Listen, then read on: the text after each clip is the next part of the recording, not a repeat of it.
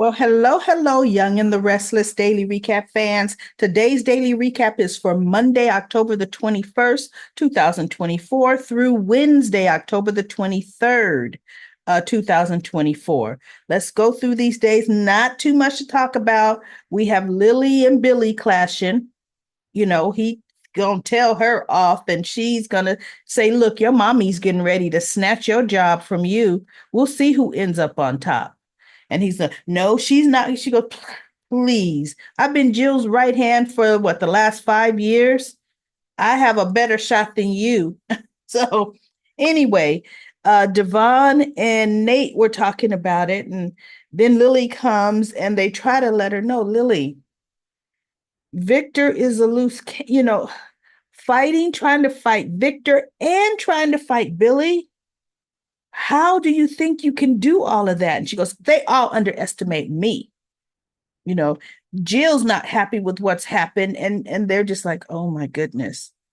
But Victor can get really down and dirty. But before Lily got there, Nate was talking to Devon, and Devon was saying, no, you know what? Things aren't going to be okay between me and Victor, for what he's done to Lily. And he goes, ooh, that might put a strain, on Abby. So he goes, well, that's why I haven't brought it up to Abby. We got the wedding, who, by the way, they still don't know where it's going to be. She don't even know what kind of shoes to wear. And I'm thinking, what kind of shoes to wear? Girl, you wear the shoes that match your wedding dress. Because unless he going to put you in the sand, the same shoes apply. So anyway, Sally and Billy run into each other at the jazz club. Um Billy's pissed from talking to Lily. So they start downing whiskey shots, downing. We knew what was going to happen there. Oh, so she's stumbling and he walks her to her room where Billy is staying there too, isn't he? I think Billy stays at the GCAC as well. So, of course, at the door, they kiss. Now, they left the scene there. I just knew they were going to sleep together. But guess what? They didn't. Not yet. Not yet. Because the very next day, when Sally saw Billy at Crimson, ooh, she was given all kind of sexual innuendos to Billy, and Billy's looking at her, and she's like, because we could have fell into bed with each other. I mean, still, I mean, she was just dropping. She did everything but slip her room key. She really did. Now, Adam, he ended up telling Victor that because he goes, I hear Billy and Chelsea are together, and now he told him, well, Sally and I aren't together either. Oh, now Victor's like, well, Chelsea was better suited for you than Sally anyway, than Sally Spectra. And Adam's like, since when have you been Chelsea's champion? And he goes, well, because through this whole Connor thing, she has really proven what she's made of. And no, I mean, and family comes first, son. Family comes first. So Adam, he and Victor are having lunch. Chelsea comes up and Victor gave her these compliments, and Chelsea's looking at him like, what? Like, okay, what is going on? She did everything but reach behind her back for a knife, because when Victor's giving you compliments, there's a problem. There's a problem. So he was just making it too subtle that, oh, she and Adam, would be good together. And Adam's like, okay, all right. So Chelsea talks to Adam, and Adam is saying, he's not wrong, Chelsea. We could be a really good family again. And it's what Connor wants. And Chelsea says, oh, Adam, you know what? I'm going to always love you as Connor's father. You know that. But we don't work together. We are like dynamite. We explode. No matter how much we care for each other, we don't work well together. Our son has gone through so much. I will not put him through us getting back together again, only to implode again. I don't know if he can handle it. And I'm not going to take that chance. And so she touches his face tenderly and she says, it's not going to happen. So she leaves. Now, mind you, Adam has published the Hatchet piece um, for against Adam. I mean, against Billy at Abbott Chancellor. And Victor's happy about that. And Victor leaves. Chelsea comes in because now it's dinging on everybody's phones. And Billy sees it. Sally sees it. Chelsea comes back in saying, "What the hell did you do? What is this about?" And Adam just looking like, "What? My job, right?" So anyway, they're pissed, and Lily sees it while she's with Nate and Devon. And she goes, "Well," and he goes, "How do you feel about that?" He goes, "Now you see they're getting dirty, down and dirty against Lily. That could be you." And she's just looking at it. I can handle myself. Now, Nikki decides she's going to sit down. Lily was at society, and Nikki sits down and wants to talk to Lily. She wants to talk to her. Again, I would just want to explain. Catherine would want us to work together. And Lily said, I think Catherine would want her company run successfully, which is what I've done for the last 5 years. I've done an excellent job, and we could do so much more. She goes, but not me working for you, Nikki. No. See, my whole thing is, why couldn't Lily be co-CEO? There's no reason she couldn't. None. So anyway, Lily ends up letting Nikki know, now listen, our conversation is over. And this is my table. So I'd like you to leave. Nikki wasn't used to that. Huh? Oh, because Lily's like, the underhanded way you and Victor, you lied to me, misled me. She goes, well, actually, Lily, technically, I never lied to you. See, right there, I would be like, okay, I'm peace out. You knew all along from day one, I wasn't going to get that CEO position or be offered it. And you were sitting right there in the room as your husband is lying to me. So you lied to me too. There's no way I would have let Nikki off the head. And for her to even say that, shut up, Nikki, right? We've got, so that's Tuesday. Yeah, I've covered everything up to Tuesday. We've got Daniel still worried, Phyllis spinning, out of control, wanting to save her son. She and Billy, she's talking to Billy, telling Billy, still trying to convince him to let her work for him undercover. I don't understand how that would work, Phyllis, because then that means you wouldn't be getting a paycheck. Because Jill, if she was getting a paycheck, Jill would see the payroll. So Billy's like, no, I'm not going to do that, Phyllis. But Phyllis is still, I'm going to work along with you anyway. We're going to make this a success. She's saying all this to Billy, but yet Daniel's poor little setup life is imploding, right? So Phyllis doesn't have enough time to really have her head in the game at Chancellor. She's trying to bite off more than she could chew. So Wednesday, we have Daniel confronts Sharon. And he lets her know, I want you to walk me through what you told Chance. And she says it. And Heather said, quite frankly, she was afraid. She was terrified of you. And he looked at her. He goes, see that right there? You are lying, Sharon. You're lying. And Sharon's just looking at him. Heather, she goes, you just may have a hard time accepting the fact that, your last conversation with her was so straight. He goes, see, that's it, Sharon.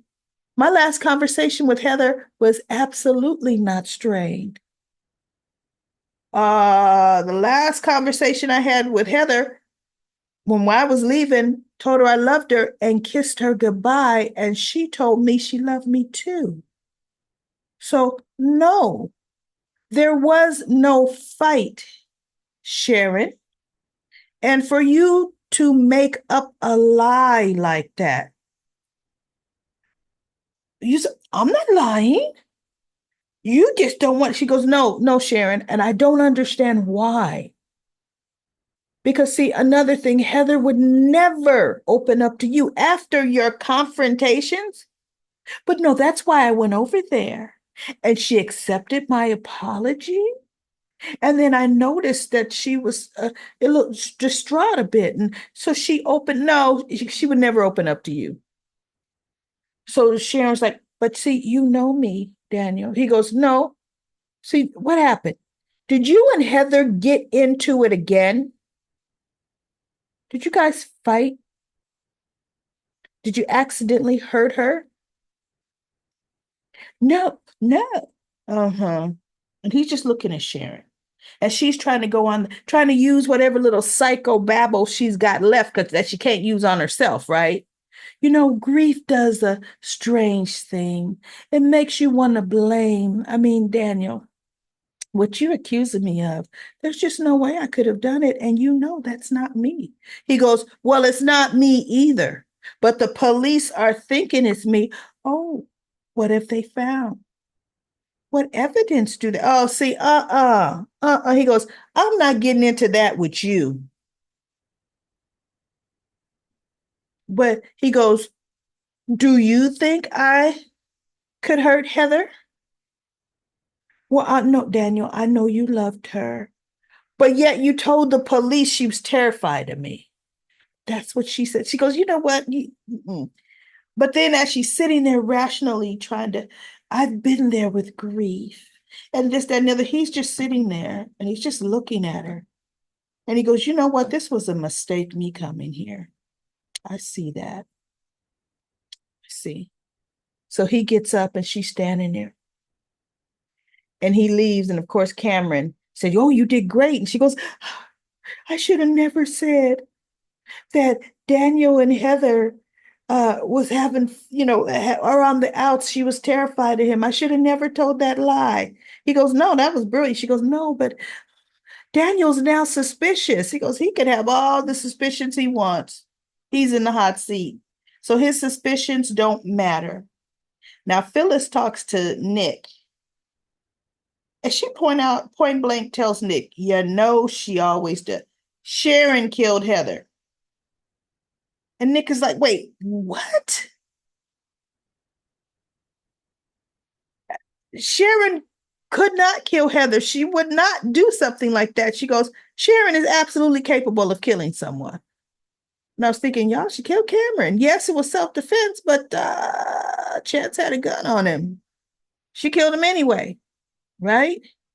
So he goes, Phyllis, I know he goes, do you believe my son did it? He goes, no, I don't believe Daniel did it, but I absolutely don't believe Sharon did. She goes, she's been unhinged for months. She's been attacking Daniel's family. This, Nick. You need to open your eyes. And he goes, have you talked to Sharon? Are you going to? She goes, no, my son wants me to stay away from Sharon. He goes, good stay. He goes, Phyllis, Sharon has gone through enough. She doesn't see. She goes, oh, I won't hear you defending her. Phyllis blows up, stands up. And Nick's like, Phyllis, look, just calm down. Don't make things worse. Right? So Sharon is sitting there trying to put wood in the fire. If she really was doing that, that could have been part of her hallucination. No, she wasn't. She was wigging out as she's putting the wood in, you know. And Nick shows up in her hallucination. Can I do that for you? You know, I make the best fires. Really, Nick? Would you do it for me? So he does. And Cameron pops in her head and says, you know what? You need to stop this fantasizing about him because that's going to be the downfall right there. And she goes, no, Nick has always been there for me. He goes, Sharon, you're almost at the finish line. Don't do anything to mess it up. So Nick knocks on the door, the real Nick Newman, and she's in the house. So she opens the door. He goes, Sharon? And she goes, Nick, I can't do this anymore, Nick. And she puts her hands all around his neck, right? And he's like, what's going on? You know she's gonna say Daniel came over and threatened her. He's an idiot. He should have never been there alone. She's gonna say that. Daniel said he thinks I did something to Heather. So Daniel gets back to the GCAC and Danny calls him on the phone, on the tablets, a video call. And Daniel's asking him, because Danny said, oh, I'm so sorry, Heather and I will, Cricket and I will be back for Heather's funeral. I'm sorry that I'm not there now. We've got a concert tonight and, then we're clearing up the leg of the tour so I could be there with you. And he goes, no, Dad, I don't want you to do that. He says, goes, why? And that's when he tells him the police are suspecting him. He goes, wait, what? He goes, based on what evidence? He goes, enough that they could be knocking on my door at any time. And Danny's like, oh no, I am coming. Now I'm canceling. I'm going to do tonight's show, but then Cricket and I will be on the first plane. He goes, no, Dad, I need something else from you. I need you to take Lucy. He goes, what? I need you to bring Lucy on tour with you. I need to get her out of Genoa City. And I'm thinking, well, I haven't ruled out Lucy, right? What? And so he goes, no, you know how stubborn your daughter is. She's not going to want to come with me. He goes, she's not going to have any choice. He goes, but what she does not need, she's still reeling. She's still distraught from losing her mother. If I am taken to jail, if she sees me handcuffed, I don't know if my daughter will recover from this. I need you to do this for me. And he goes, will you do it? And he goes, of course. I'll do what you need. He goes, and I need you to ask Christine to get back here as soon as possible because I'm going to need her to defend me. And so Danny says, as soon as I get off the phone with you, I'm going to call Christine. And Daniel says, Dad, tell her to hurry. See, now Christine's going to come back, and this is going to be the first time Christine and Phyllis are going to work together. The first time. Watch, they're going to end up working together to save Daniel. So Phyllis calls Chance, which was stupid, and it was stupid for Chance to meet. And I have some information, about the case. She gets him over to Crimson. She don't have nothing. But Chance was with the CSI team at at Heather and Daniel's place. Well, Daniel and Lucy's place. And of course, with the infrared or the blue lights, they see the blood still, allegedly cleaned up. You can't get blood up like that easily. They just haven't watched enough CSI shows because you would know it doesn't get cleaned up like that.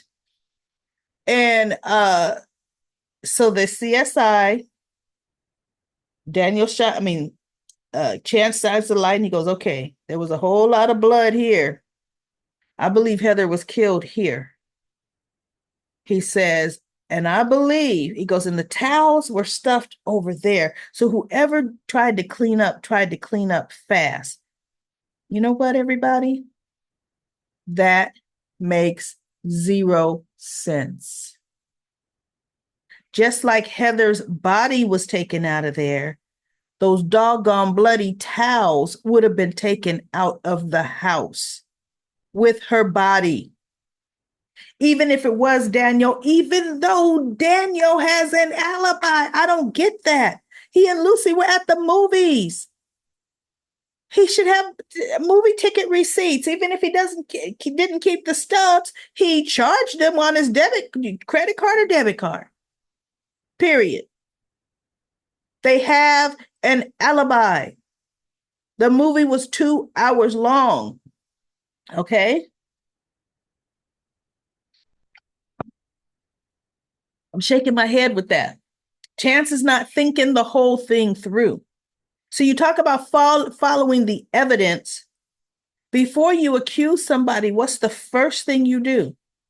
You see if they have an alibi. You see where they were. Daniel's whereabouts were well documented. Okay? Well documented. He even has a receipt from when he and Lucy ate at the GCAC. They got ice cream and they went to oh my goodness, there's just too much that clears this man. The only one that doesn't have an alibi is Sharon. The only one. So anyway, Chance says, okay, and the towels were found over here. And he's looking around. He goes, I bet the murder weapon is still in this house, because he got the autopsy report, just came in, of course, on his phone. And there's big indention in the back of Heather's head, which caused the blunt force trauma. He goes, I bet you it's here. So, of course, on the right to the right of the where the towels were found, where they keep that computer over there, there is this huge, like, brass bookend that's holding up the book.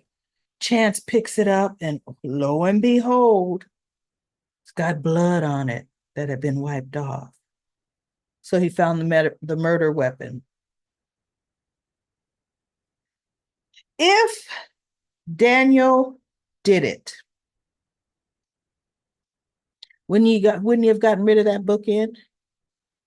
Seriously. Nobody knew there was a book in there. Nobody would have really known what was there. I mean, come on now. This is all too convenient, or they're conveniently looking at the wrong person. Now, true enough, in a lot of murders, spouse ends up being the one that did it.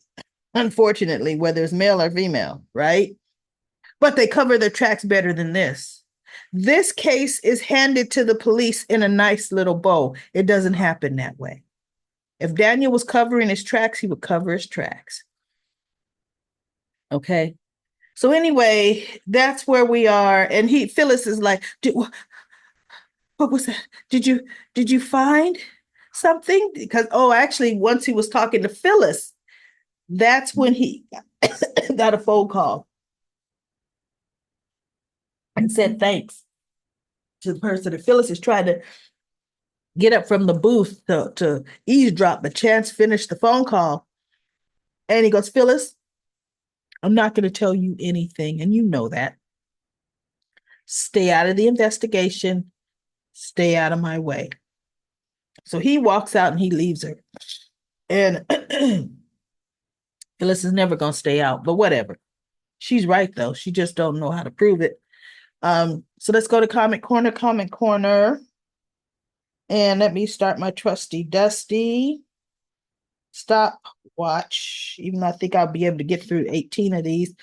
Okay, Denzel, you're first here on The Young and the Restless. You're at the top. See the way they come, it shows me the last person that commented all the way down to the first. Now, Denzel says, hey, daily recaps. You didn't even read my Tuesday's comments for General Hospital episode. I was the first or second person on the comment to type a long essay paragraph. Okay, Denzel, I'm going to explain this again. With General Hospital and the number of comments that I get, I absolutely cannot read them all. So Monday, I started from the bottom of my comment list, meaning I scrolled all the way down to the bottom, and I start reading the comments, working my way up. I never, ever get all the way up, ever. So if you were one or two, your comment wouldn't have been read. Even if you were probably 20, 30 down, your comment wouldn't have been read. One day I had 153 comments. Then there's 79. There's too many comments for me to really only get to possibly 15 to 20. So Monday, I went from the bottom, just working my way up to however as far as I got.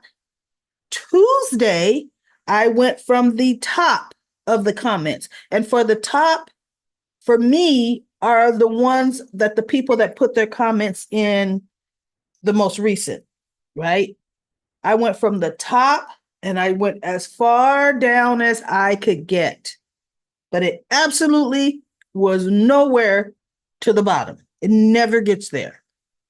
So now on Wednesday, I took my mouse, I scrolled the wheel with my eyes closed, let it stop somewhere in the middle. And that's where I started on Tuesday. And I started working my way down.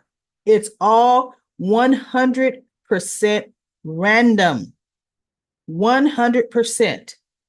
I love all your recaps. Everybody that comes to Comment Corner on General Hospital, they read your recaps. I cannot read your recaps every day. You want to know why? Then people will know I'm picking and choosing whose recaps I want to read. And I don't do that. I do it completely random. And that way I'm not showing favoritism. Otherwise, people's feelings would be hurt. So today there's only 18 comments. I'm going to try to get through all 18 here on The Young and the Restless, but I could guarantee General Hospital is already at probably 79, 80 comments. I will not get to all of them, but keep writing. People still read it. And depending on which way I'm going that day, I still read you a lot, Denzel, and I appreciate you. Now, Claire. Claire says, Phyllis has every right to think Sharon has something to do with Heather's death. Was Sharon the one who pushed or caused Phyllis to fall down the stairs? Phyllis and Sharon was struggling over something, and Phyllis's heel got caught and fell down those stairs. But yeah, she and Sharon were fighting. Sharon left her there. Sharon was always able to, has always been unstable for many years. Yes, she has. But she didn't kill Heather, as I felt that Lucy has something to do with it. Me too. I honestly feel that way. Lucy, I think, hit her on the back of the head with that bookend. But if Lucy did it, how did she leave the movies, go home, kill Heather, and come back to the movies? I think Lucy's birth mom did it, but Lucy knows about it. Sharon will end up in a mental institution for a while and back with helping people with their issues once again. No, that woman should never talk to anybody and try to analyze anybody's psychological issues ever again. Okay, that's a farce. My gut, what I'm thinking is before they went to the movies, maybe Daniel, they swung by home and Lucy needed a jacket or something. And Daniel may have even said, was your mom home? And Lucy could have said, no, mom wasn't here yet. You know, I don't know, but I don't know. And then Dito says, hey, Daily Recap lady, haven't seen your videos in a long time. Pretty much quiet watching the show. About 2 weeks ago, with the exception of the spoilers and recaps, honestly, I'd rather hear nails going down a chalkboard than to watch too much of Josh Griffin's writing. I know I can't stand this. Kyle used to be one of my favorite characters, and now they've just writing him so ridiculous that I can't even stand to watch him. Jack and Diane, my friend Shelley had a very interesting theory. She said that Jack and Diane formed a plan to deal with Kyle and Victor. I think so too. I think so too. Part of their plan is to make them believe they're splitting up. I started thinking that yesterday on Tuesday's episode because they never fought in public before. They were having too many public arguments, and I thought something ain't right there. Right? Yep, they're having all these public scenes and arguments. I'm so scared to give Josh Griffin that much credit. Great recap. I'm not going to read all of it, Deedles, but good to hear from you again because I'm going to try to get to everybody. I kind of talked too much at the beginning going into comment corner. But good to see you. Brooklyn says, thanks, beautiful daily recap lady. I love your expressions. Brooklyn says, let's not forget when Sharon placed the phone and the bloody towels, she didn't have her gloves on. Did anyone notice? You know what? I did not notice that. I didn't notice that. And guess what? I don't care enough about the show to go back and find it. I says, I love it when you say no, no, no. It's so cute. When do I say no, no, no? Suze said, I agree. Sharon needs to pay. She is evil. Anita says, hopefully Devon should go against Victor. Victor would turn on Devon in a heartbeat, just like he turned on Neil, his good friend. Yes, he did. Just like he turns his back and forth on Michael, etc. He turns his back on his kids. Come on now. And do not forget how he treated Nate. Lorenzo says, actually, they may twist that it's Lucy's biological mother who is somehow behind all of this. And it wasn't or isn't Sharon. Well, I think they're going to make it not be Sharon. I really do. And Yolanda says, could Diane and Jack be playing a game? I don't think the arguments are real. I don't think so too. And Anita says, maybe with a question mark. That would be great. Yolanda says, I would not help Jill. Will Devon go against his father-in-law? Yeah, he will go against Victor. But not as far as trying to do some kind of hostile takeover. He wouldn't do that. Devon's not like that. Anita says, hopefully he should. Victor would turn on Devon in a heartbeat. Yeah. Oh, I think I already read that. Denzel. Okay, here comes Denzel. Denzel says, but the scenes between Jack and Diane was tense. Was right when he told Diane that she left Kyle when he was a kid. Kyle was watching. Yeah, I think this was planned. Along to, but yeah, kind of felt that Kyle was just watching that. Wait, that's my boy. Jack ain't had thrown that on Diane's or thrown that up in Diane's face. But I was glad that when Claire was there for Kyle, though, great review, daily recaps as always. Okay. And then Denzel, you also said at this point, just let Billy build his own company. None of them want to build their own companies, right? Since Lily ratted on Billy, even I'm not no Billy fan, that all but minds he should build his own company, because to me, I wouldn't trust Lily at all. Had the rights to fire Lily, then Billy made him to make a choice. And that sentence quite doesn't make sense. Nah, if I was Billy, I'll just build my own company from the ground up. Billy can't do it. He lacks vision to build a company. He wouldn't know. Remember, when Billy left Chancellor, when he was COO under Lily. He had been doing that podcast with Chelsea. He thought that podcast was what is calling, right? Until Chelsea tried to kiss him. But he just said, I don't know where my life is going to take me. Billy cannot start a company from the ground up. It's just not in him.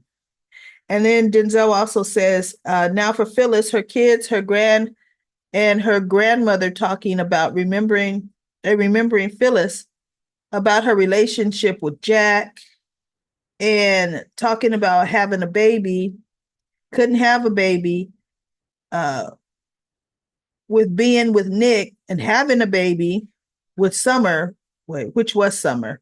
Yeah, that was blah, blah, blah, in my opinion. They didn't need that. They didn't need Friday's show at all. On Sharon, Who Killed Heather, is now on. But to me, I still believe it's either Lucy or Lucy's mother that killed Heather. Uh, but now on. It says, my fingers are still on Sharon. I had a great daily recap as always. And then Lisa says, Summer was also lying, which hindered Chance's investigation. She was the reason why Diane stayed in prison longer. That is true. Daniel stepping forward, about to tell the truth, helped solve the case. About telling the truth helped solve the case. I don't remember Chance solving any crimes, but he did keep Nick's crime a secret about killing Ashlyn. I know, huh? Right? And then Lisa says the person who found Heather must have unwrapped the sheets. For all the person knew, it could have been a lost treasure. Yeah, look, they were surprised, weren't they? And then Anita says, Billy and Sally, ugh, they have no chemistry romantically as friends, only, IMO, in my opinion. Abby and Devon's wedding with Victor's planning should be fun to watch. Chelsea and Adam, so-called relationship is doomed before it really started. You said Billy and Sally have no relationship. Guess what? Nick and Sally had zero relationship either. I couldn't stand Nick and Sally. Sally's best chemistry is with Adam. All right, everybody, that's it. I got through all the comments from Comment Corner. I'll be back this weekend with another daily recap of The Young and the Restless.